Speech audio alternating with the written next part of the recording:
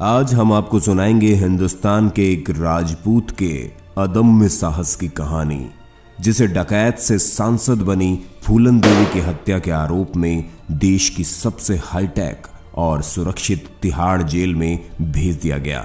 लेकिन बाकी कैदियों की तरह घुट घुट कर जेल में जिंदगी बिताना उस राजपूत का असली मकसद नहीं था, और उसको अपना मकसद पूरा करने से जेल की ऊंची ऊंची चार दीवारी भी नहीं रोक पाती हैं, और वो अपनी जान हथेली पर लिए पहुंच जाता है एक ऐसे खतरनाक गैर मुल्क जहां इंतजार कर रहा था उसकी जिंदगी का असली मकसद। फिर खतरों से खेलते हुए वो अपना मकसद पूरा करता हुआ वापस लौटता है अपने देश हिंदुस्तान में, और फिर चले जाता है उसी तिहाड़ जेल में।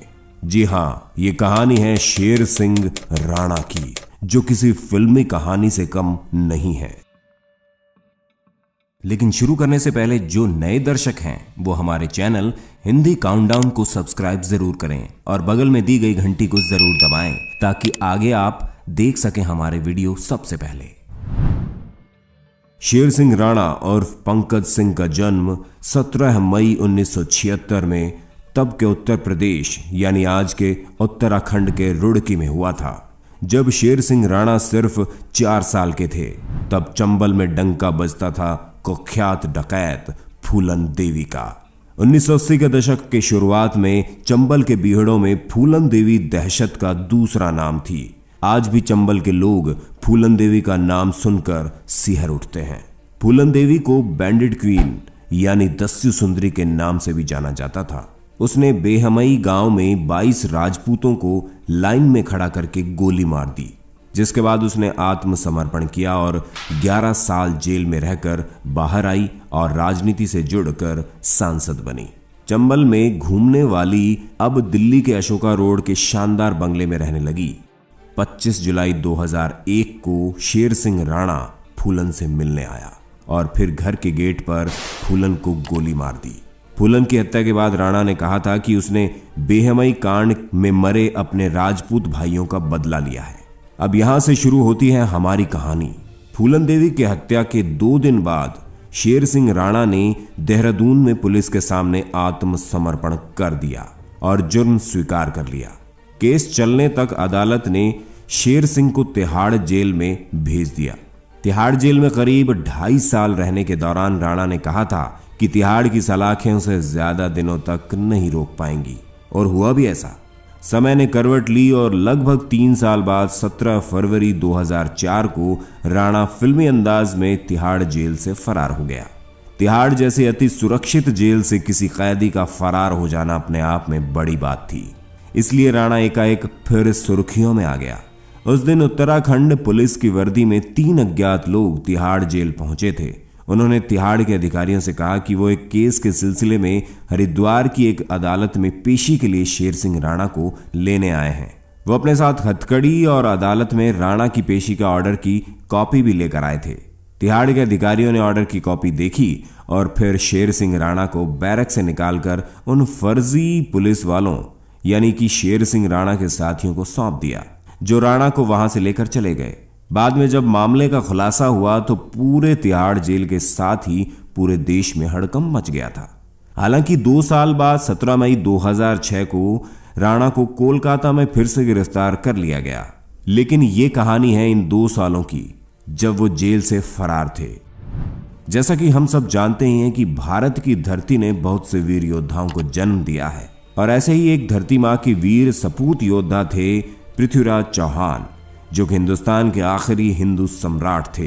कंधार विमान हाईजैक मामले में तत्कालीन विदेश मंत्री जसवंत सिंह अफगानिस्तान गए थे, तो उस समय उन्हें गजनी में पृथ्वीराज चौहान की समाधि होने की जानकारी खुद तालिबान सरकार के अधिकारियों ने दी थी।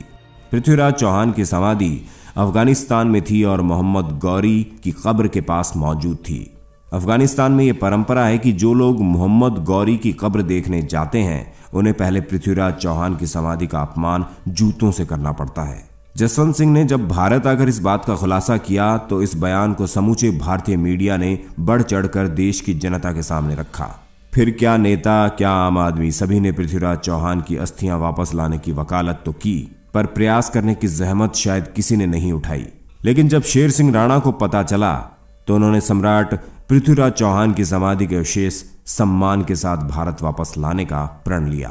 फरारी के बाद उसने सबसे पहले रांची से फर्जी पासपोर्ट बनवाया और कोलकाता पहुंच गया, जहां से राणा ने बांग्लादेश का वीजा बनवाया और पहुंच गया बांग्लादेश, जहां राणा ने फर्जी दस्तावेजों की मदद से यूनिवर्सिटी में दाखिला लिया और इसी दौरान उन्होंने अफगानिस्तान का वीजा भी बनवाया और फिर राणा ने कदम रखा अफगानिस्तान में। अफगानिस्तान में पहुंचकर राणा काबुल और कंधार से होते हुए गजनी पहुंचे, जहां मोहम्मद गौरी और पृथ्वीराज चौहान की समाधियां बनी थी। तालिबानों की उस जमीन पर हर कदम पर खतरा था। इस तरह तालिबानियों के गढ़ में शेर सिंह राणा ने 1 माह गुजारा और पृथ्वीराज चौहान की समाधि को खोजते रहे और आखिरकार उन्हें वो जगह मिल ही गई और वहां शेर सिंह ने पृथ्वीराज चौहान का अपमान अपनी आंखों से देखा और अपने कैमरे में कैद किया।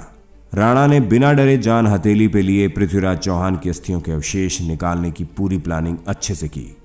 फिर आया वो दिन जब राणा ने अपने प्लानिंग के अनुसार पृथ्वीराज चौहान की समाधि की खुदाई की और अवशेषों को निकालकर सम्मानपूर्वक भारत ले आए। इस पूरे घटना को अंजाम देने में 3 माह का वक्त लगा। राणा ने पूरे घटनाक्रम की वीडियो भी बनाई ताकि वो अपनी बात को प्रमाणित कर सके। बाद में राणा ने अपनी मां की मदद से गाजियाबाद के पिलखुआ में पृथ्वीराज चौहान का मंदिर बनवाया, जहां पर उनकी अस्थियां रखी गई। हालांकि आधिकारिक तौर पर इस बात की पुष्टि आज तक नहीं हो पाई, लेकिन जिसने भी राणा के साहस की यह कहानी सुनी वो गर्व से भर गया। एक दिन जांच एजेंसियों को पता चला कि कोई कोलकाता में हिंदी अखबार ले रहा है और हिंदी अखबार की वजह से राणा पुलिस की गिरफ्त में आ गया। 2006 में कोलकाता के गेस्ट हाउस से दिल्ली पुलिस ने उन्हें गिरफ्तार कर दोबारा तिहाड़ भेज दिया, जहां पर उन्होंने जेल डायरी तिहाड़ से काबुल कंधार तक नाम की एक किताब लिखी।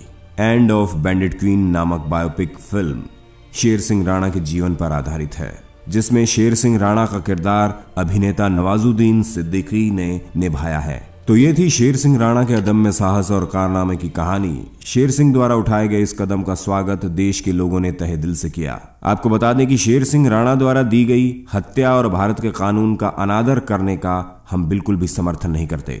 इस वीडियो को बनाने का मकसद सिर्फ शेर सिंह के इस साहसिक कारनामे को सभी के सामने लाने के लिए किया गया है। जब सरकार सब कुछ जानने के बाद भी सो रही थी और विपक्ष राजनीति कर रहा था, तब शेर सिंह ने अकेले बीड़ा उठाया धरती मां के उस वीर सपूत को वो सम्मान दिलाने का जिसके वो हकदार थे। इसके बारे में आप क्या सोचते हैं हमें कमेंट करके जरूर बताएं। इस वीडियो को बहुत मेहनत से बनाया गया है, इसलिए अपने विचार व्यक्त करने से पहले जरूर सोचें और हमारे चैनल हिंदी काउंटडाउन को सब्सक्राइब करना बिल्कुल ना भूलें। जय हिंद, जय भारत।